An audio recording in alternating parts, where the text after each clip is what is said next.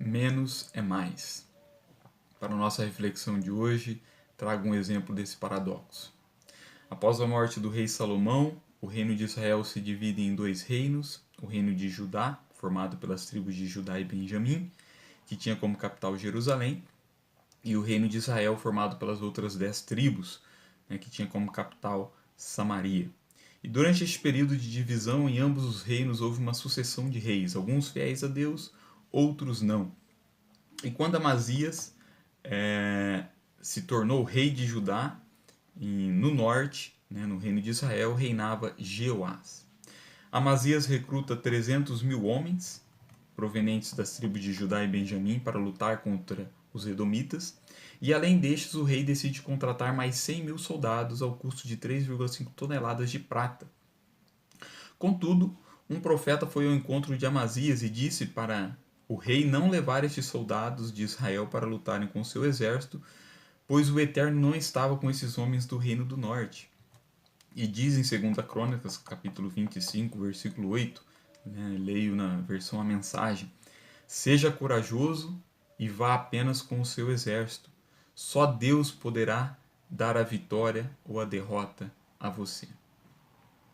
O rei pensava que com mais soldados, aqueles de Israel, o seu exército ficaria mais forte, mas se enganava. Neste caso, menos é mais.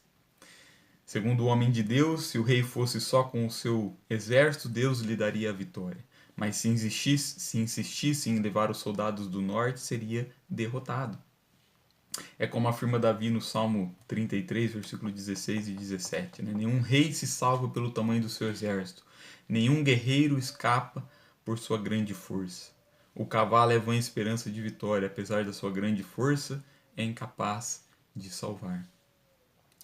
Então veja, seja qual for a área da nossa vida, em questões internas ou externas, da vida terrena ou do mundo celestial, somente Deus pode nos dar a vitória ou a derrota. Por isso a nossa confiança não deve estar nos recursos físicos ou na nossa justiça própria. Não devemos nos agarrar a essas coisas, mas colocar a nossa confiança somente em Deus. Precisamos reconhecer que dependemos totalmente de Deus, que sem Ele, sem a sua ajuda, nada podemos. É como disse Jesus: sem mim nada podeis fazer. João capítulo 15, versículo 5. Ou ainda, como se afirma no Salmo 127, 1. Se o Senhor não edificar a casa, em vão trabalham os que edificam. Se o Senhor não guardar a cidade, em vão vigia a sentinela. A conversa entre o rei e o profeta continua. O rei pergunta ao homem de Deus, sobre o que seria do que ele tinha pagado aos soldados de Israel, para que eles lutassem ao seu lado. E o profeta responde, versículo 9: a ajuda de Deus vale muito mais do que isso. Ou como aparece em outra versão, o Senhor Deus pode lhe dar muito mais do que isso. Então veja, o rei queria fortalecer o seu exército, por isso havia comprado a ajuda dos soldados do norte, mas Deus lhe oferece algo muito mais valioso e de graça, a sua ajuda, a garantia da vitória. Mas parece que o rei se preocupa aí com o prejuízo no negócio, como com a prata que havia gastado para contratar aqueles homens, e que deveriam agora serem dispensados. E o profeta tenta abrir os seus olhos para essa verdade, que aquela perda era insignificante perto do valor da ajuda de Deus. E, além do que, Deus poderia lhe dar muito mais do que havia perdido. Então veja, em determinadas circunstâncias é melhor considerar algumas coisas como perdas para receber coisas melhores. Não devemos nos preocupar com o que estamos perdendo quando recebemos algo muito mais importante, muito mais valioso, como aqui nesse caso, o favor e a ajuda de Deus. E este princípio aplica-se também para a nossa salvação em Cristo, a qual recebemos como um presente de Deus, como afirma Paulo em Efésios capítulo 2, versículo 9, quando diz, pois pela graça de Deus vocês são salvos por meio da fé. Isso não vem de vocês, mas é um presente dado por Deus. Por isso não devemos nos agarrar à nossa justiça própria, mas descartá-la para receber a justiça que vem de Deus em Cristo por meio da fé.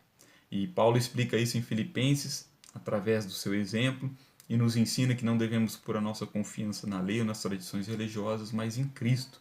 E no capítulo 3, versículos 6 a 9, ele afirma: quanto à prática da lei, eu era fariseu e era tão fanático que perseguia a igreja. Quanto ao cumprimento da vontade de Deus, por meio da obediência da lei, ninguém podia me acusar de nada.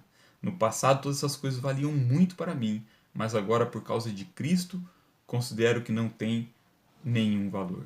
E não somente essas coisas, mas considero tudo uma completa perda comparada com aquilo que tem muito mais valor, isto é, conhecer completamente Cristo Jesus, o meu Senhor. Eu joguei tudo fora, como se fosse lixo, a fim de poder ganhar Cristo. Ganhar a Cristo e estar unido com Ele. Eu já não procuro mais ser aceito por Deus por causa da minha obediência à lei. Pois, ele continua, né? Pois agora é por meio da minha fé em Cristo que eu sou aceito. Essa aceitação vem de Deus e se baseia na fé. E na carta aos Gálatas, capítulo 5, versículo 4, ainda afirma: vocês que querem que Deus os aceite porque obedecem à lei, estão separados de Cristo e não têm a graça de Deus.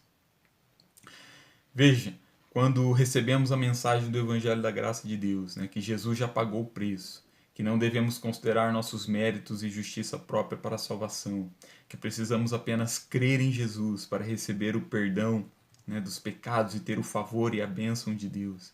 Naturalmente, nós temos dificuldade de aceitar que todo aquele empenho religioso, né, que tivemos, que fizemos, foi vão, né, e que precisam ser descartados, né, como perda.